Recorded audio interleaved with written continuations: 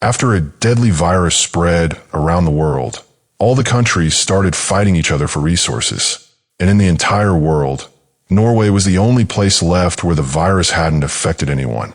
Due to the natural resources available there, surviving was only possible in Norway. So, Norway's Prime Minister Dekken built huge walls around the country.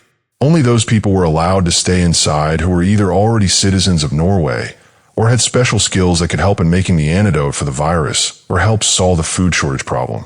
Now, the government there had also created an AI system which would analyze the data of infected people daily and give suggestions to the government on how they could reduce food problems. In one of their facilities, a biologist named Lisa also worked.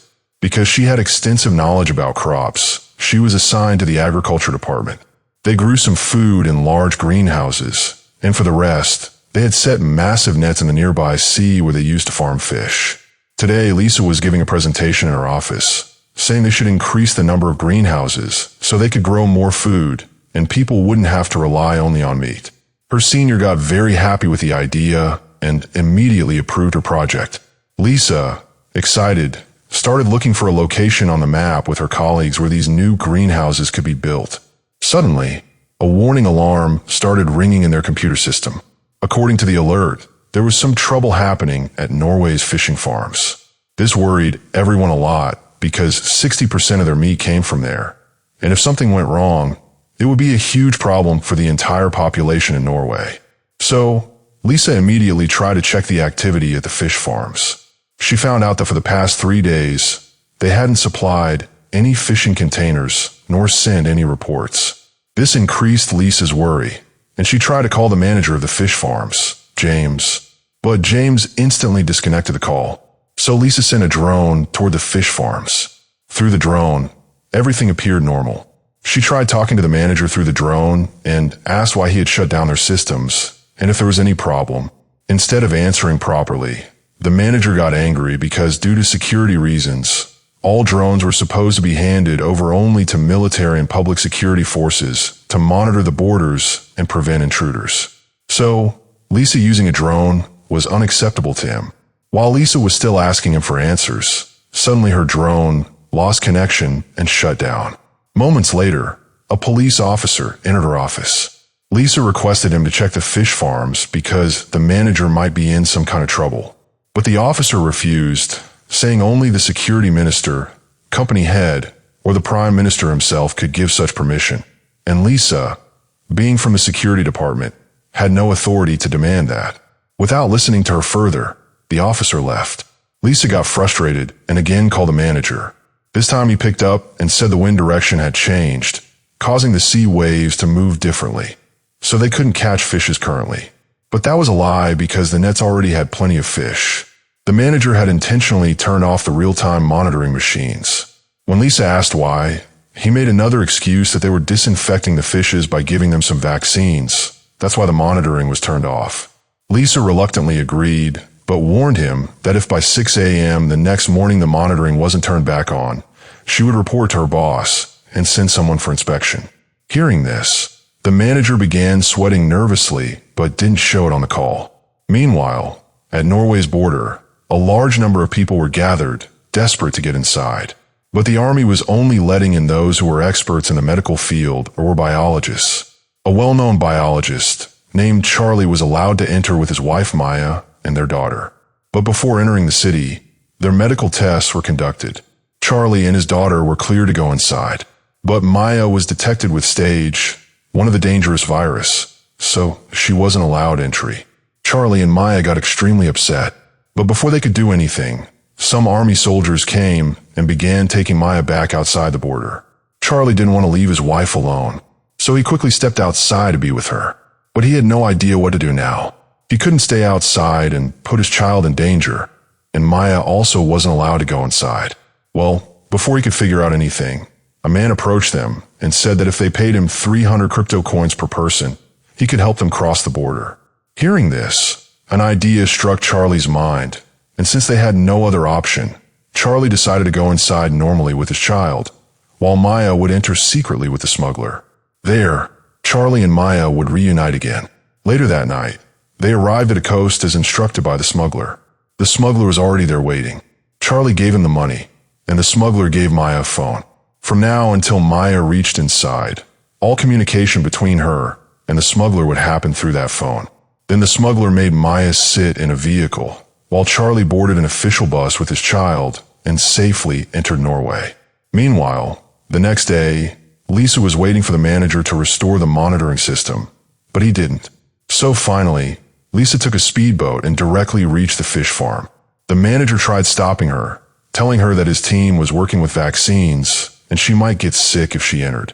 But despite all his attempts, he couldn't stop Lisa. As soon as she got inside, Lisa was shocked. All the workers looked extremely worried. The fish in that batch had developed a strange disease. Their eyes and mouths had turned completely red, and there were black spots near their gills. Lisa didn't understand anything at first, so the manager explained that this was exactly why he shut down the monitoring system. For the past week, the fish had been getting very sick, and nobody knew why. The manager was trying to develop a vaccine, but it would take days or even weeks. But Lisa didn't have that much time, so she collected DNA samples from the fish and took them to her lab for study. While analyzing, she discovered something terrifying. The fish were infected with a highly dangerous virus. If any human ate an infected fish, they would also get the virus. Initially, they would suffer from headache, coughing, and vomiting. But if treatment wasn't given within 2 days, they would die. This fact scared Lisa's boss and the whole team. And the biggest problem was that the virus was spreading through water as well, meaning all connected fish farms were contaminated. No fish could be harvested anymore. Seeing the seriousness of the situation, Lisa immediately informed Prime Minister Decken. He acted fast and shut down all fish farms. He also instructed the Health Administration to urgently create a vaccine. The infected fish were removed from water, but one dead fish drifted to the seashore. A rat ate it and started moving toward the city. Meanwhile, the batch of fish that had been harvested before they discovered the infection had already entered the market. When a girl ate that fish, she immediately fell terribly sick and began vomiting. Her friends rushed her to the hospital. Soon, doctors found that many people were showing the same symptoms. Within just one day, 100 cases were reported. It was the same virus spreading from the fish.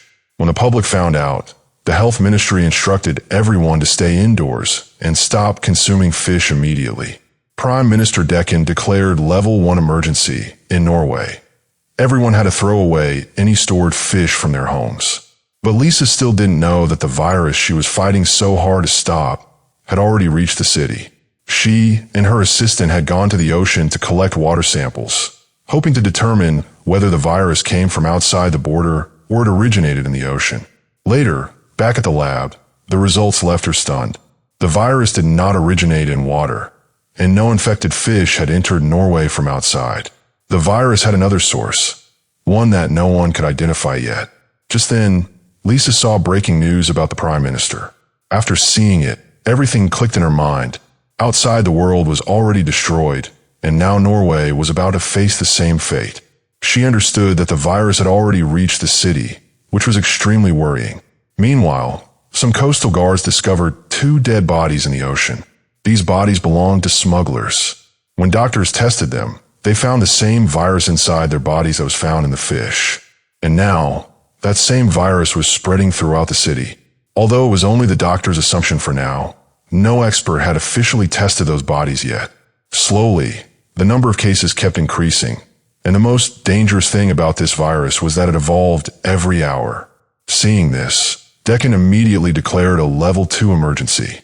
Under this rule, if a particular area saw a large number of virus cases, that entire area would be put into complete lockdown, and no one would be allowed to leave.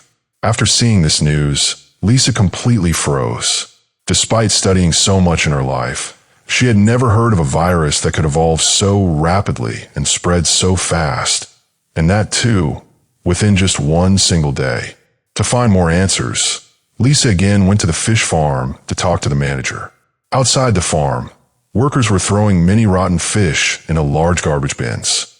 Lisa found this strange, but she continued toward the manager's office. Suddenly, a team of doctors came out carrying the manager on a stretcher, sealed inside a containment wrap.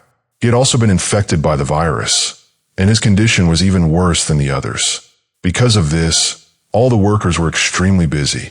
Taking advantage of the chaos, Lisa sneaked in and stole the CCTV footage from the past few days and returned to her office. But upon returning, she received another terrible update. The virus had also spread into the tomatoes growing inside the greenhouse, causing a major portion of the crops to be destroyed. No one knew how the virus had entered the greenhouse. The spoiled tomato was first found by Charlie, and being a botanist, he immediately sensed something was wrong. When Lisa asked him about it, he suggested that an infected animal must have brought the virus inside. So their first step should be to disinfect the entire greenhouse area and try to locate the infected animal. And as a second step, all recently harvested tomatoes must be checked again.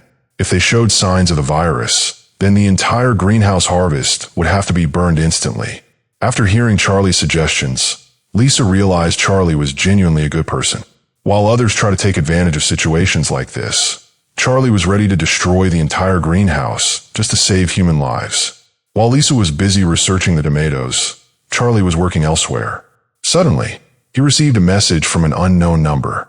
Charlie instantly assumed it must be from Maya, that she must have reached the coast by now. He rushed toward the docks. But on the way, he ran into the smuggler who had taken 300 crypto coins from him. The smuggler told Charlie that Maya's boat met with an accident, and she had been admitted to a hospital.